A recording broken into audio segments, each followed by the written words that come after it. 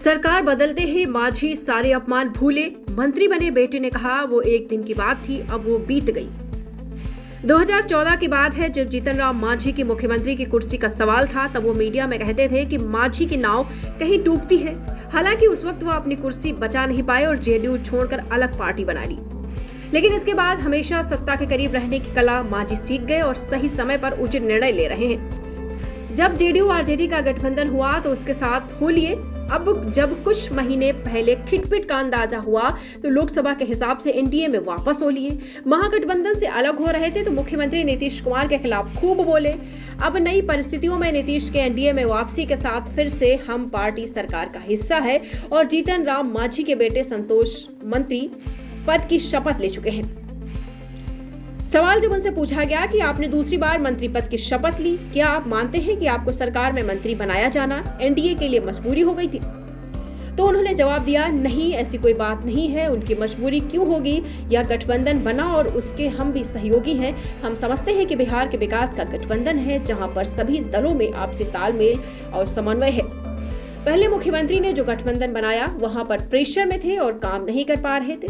हम समझते हैं कि यहां पर केंद्र में प्रधानमंत्री नरेंद्र मोदी के नेतृत्व में हम काम करेंगे और राज्य में मुख्यमंत्री का नेतृत्व रहेगा। दोनों ही विकास के लिए ही जाने जाते हैं।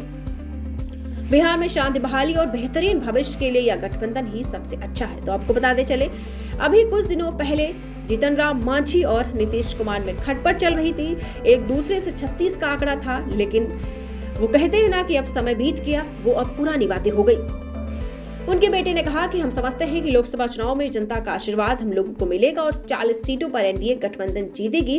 विधानसभा में भी भारी बहुमत से सरकार बनाने का काम करेंगे। तो आपको बताते चले, जब उनसे पूछा गया कि उनसे गठबंधन में बहुत सारे सवाल जवाब हुए थे और जीतन राम मांझी और नीतीश कुमार के बीच कुछ नहीं चल रहा था, तो उन्होंने कहा ये सब पुरानी बातें हैं, वो बातें बीत गई।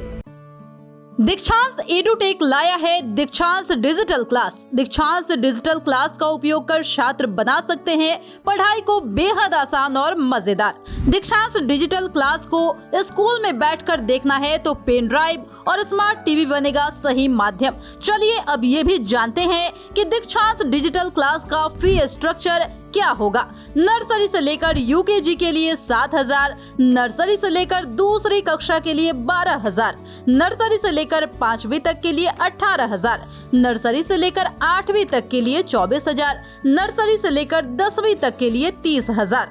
अगर आपको डेमो करना है तो उसके लिए आप दीक्षांत डिजिटल क्लास के यूट्यूब चैनल को विजिट कर सकते हैं। हमारे यूट्यूब चैनल को सब्सक्राइब और फेसबुक पेज को लाइक करना ना भूले। धन्यवाद।